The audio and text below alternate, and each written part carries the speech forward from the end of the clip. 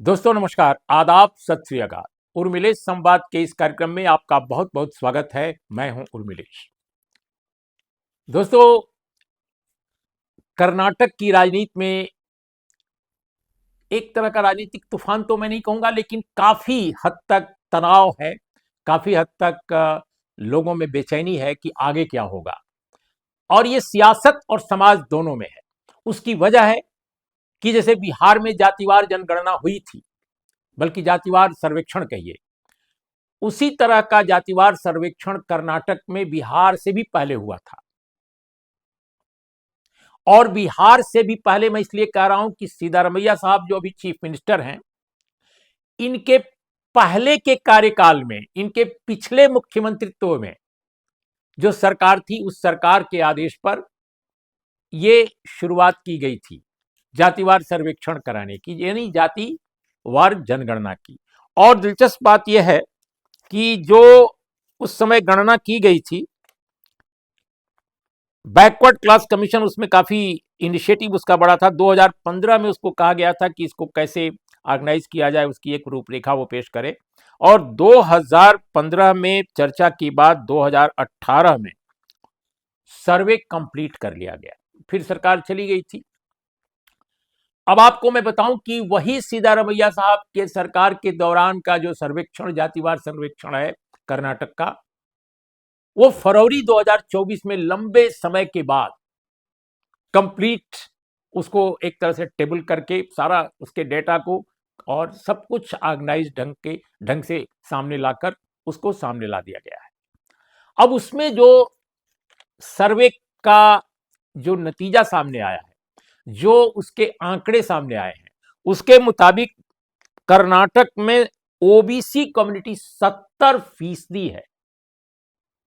यानी पिछड़ा वर्ग जो है, लोग 54% की बात करते हैं कि भारत के ज्यादातर हलकों में 54%, 50% ओबीसी है, लेकिन यहां पर 70% कर्नाटक में ओबीसी कम्युनिटी यानी बैकवर्ड कम्युनिटी 70% है।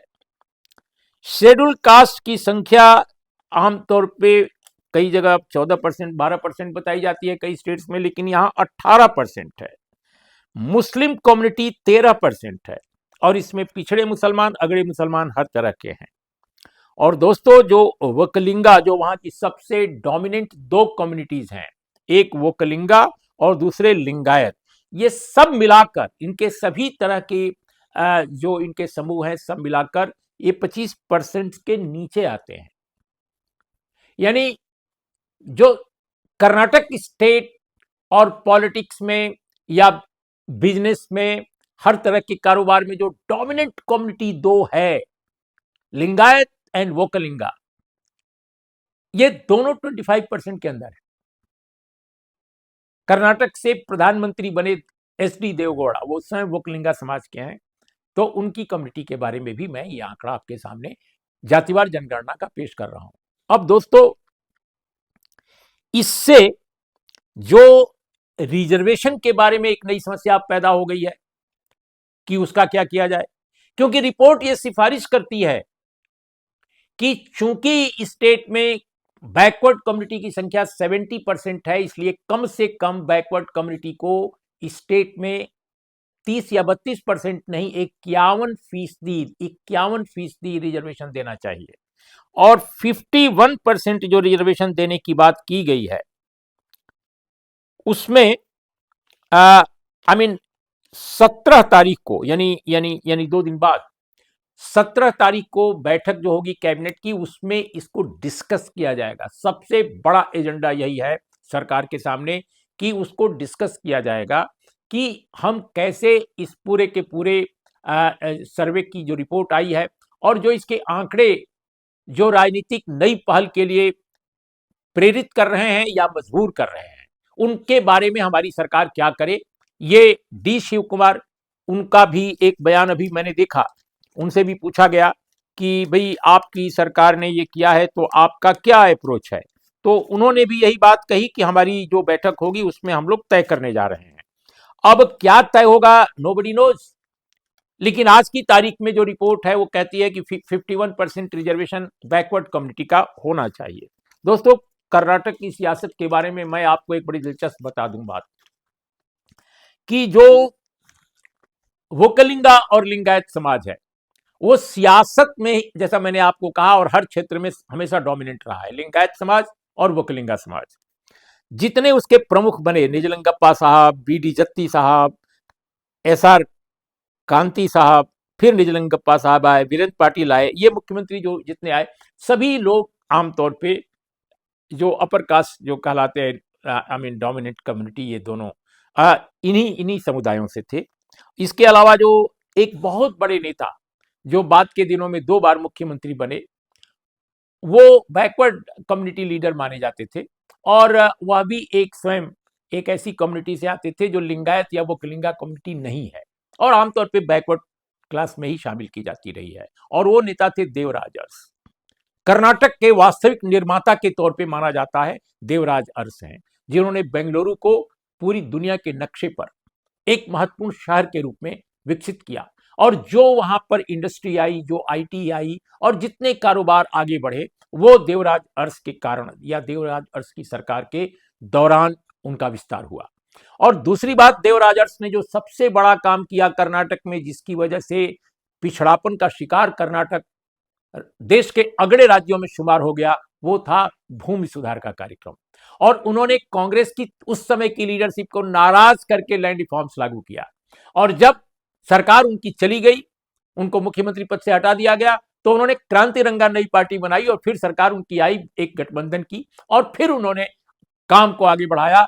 इस तरह एक जमाने में इंदिरा गांधी के बहुत करीबी हुए नेता इंदिरा गांधी से नाराज हुए, और उन्होंने एक तरह से विद्रोह किया, और उन्होंने आधारशिला रखी इस तरह के विचार की, इस तरह के सामाजिक न्याय के क्षेत्र में जो भी काम के कर्नाटक में हुआ, उन्होंने एक तरह से उसको इनिशिएट किया। तो देवराज अरस एक जमाने में कांग्रेस के टॉप लीडर थे। अब आप सोचिए, और बाद में वो एक रीजनल पार्टी उनको बनानी पड़ी।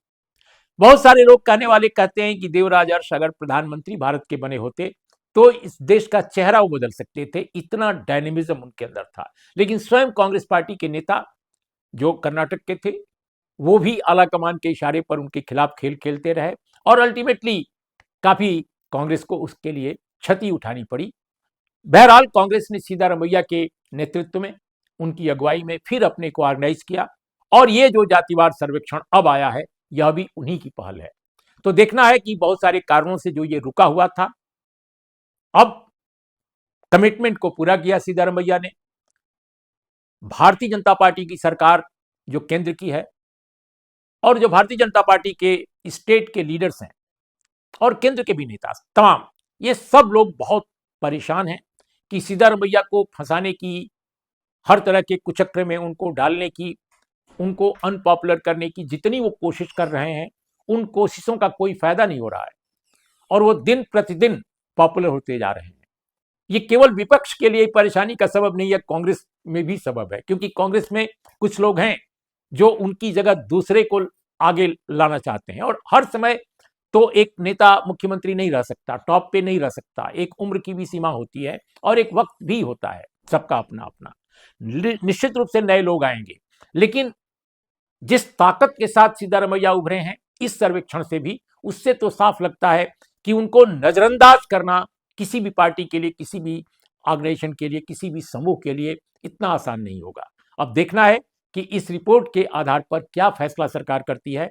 17 तारीख को इसके ठोस संकेत मिल जाएंगे। लेकिन 70% बैकवर्ड कम्युनिटी वाला स्टेट कर्नाटक अपने आप में उसके विकास की, और वो कैसे इंडस्ट्रियलाइजेशन के क्षेत्र में आगे बढ़ा, भूमि सुधार के बाद कैसे एग्रीकल्चर प्रोडक्शन के मामले में आगे बढ़ा, एडमिनिस्ट्रेशन कैसे बेहतर ढंग से उसने चलाया, अगर इन दोनों को जोड़कर देखा जाए, यानी समाज के उत्पीड़ित वंचित तबकों का पार्टिसिपेशन शिक्षा के क्षेत्र में, ब्यूरोक्रेसी में, राजनीति में बढ़ा, और साथ साथ वहां का राजकाज भी बेहतर हुआ, तो ये स्टोरी कर्नाटक की गजब की सक्सेस स्टोरी है, और इसको एक नए एंगल से देखने की जरूरत भी है। और इस पर काम हुआ है, अंग्रेजी में और कन्नड़ में बहुत इस पर काम हुआ है, और बहुत सारे जर्नल्स में लेख भी छपते रहे हैं। तो दोस्तों, कर्नाटक की ये स्टोरी आपको कैसी लगी जरूर बताइएगा। इसी के साथ आज की चर्चा का समापन करते हैं। नमस्कार, आदाब, सत श्री अकाल।